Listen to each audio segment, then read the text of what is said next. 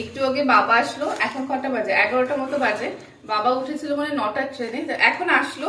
তো বাবা এনেছে এই যে আমাদের আমাদের ওখানকার গজা খুব ভালো, তো এই হচ্ছে গজা। আর আমি খুব গজা খেতে ভালোবাসি, তো এই হচ্ছে গজা এনেছে। আর আমাদের বাগানের হচ্ছে সাহেবি পেঁপে। আমি এর আগে একটা ভিডিও ছেড়েছিলাম সাহেবি পেঁপে বাগান, মানে এত সুন্দর। আমি এর আগে মানে বাবা মনে হয় লাগায়ওনি এর আগে সাহেবি পেঁপে। তো বাবা এনেছে এই এই পেঁপেটা দেখে আমার এত ভালো লেগেছিল। এই যে বাবাকে বলেছিলাম তুমি যখন আমার বাড়িতে যাবে তখন এরকম পেঁপে নিয়ে যাবে।